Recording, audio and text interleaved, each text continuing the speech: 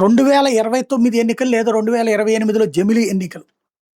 2027 గాని, 28 గాని జమిలీ ఎన్నికలు జరిగితే సేమ్ కాంబినేషన్‌తో ఎన్నికలు జరుగుతాయి.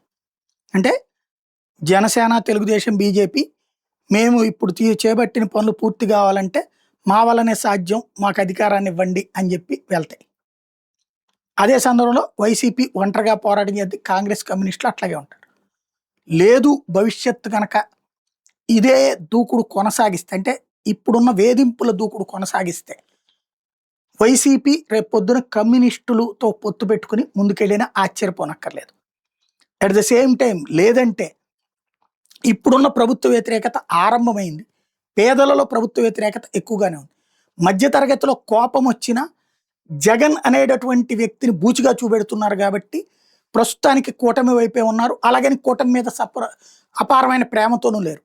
వ్యాపారులు మొన్నటిదాకా జగన్ని తిట్టుకున్నటువంటి వాళ్ళు, ఏదైతే వాళ్ళ కొట్లో గుమస్తా పనికో లేకపోతే పని మనిషో ఎక్కువ జీతం అడిగితే అది జగన్ వల్లనే అనుకున్నటువంటి వాళ్ళు ఇప్పుడు కొనేవాడు లేక, కొనడానికి జనం దగ్గర డబ్బులు లేక, ఆ డబ్బులు లేకపోవడానికి ప్రభుత్వ సంక్షేమ పథకాలు లేక అన్నది గ్రహించిన తర్వాత జగన్ పట్ల పాజిటివ్ వచ్చింది. అలాగని ఓటేస్తారంటే ఓటేస్తే నాశనం చేసేస్తారంటే ఇటు చెప్పేది వాళ్ళని ఇంకా ఆలోచింపజేస్తుంది. కాబట్టి 2027లో కనుక జరిగితే ఇదే కాంబినేషన్ ఉంటుంది.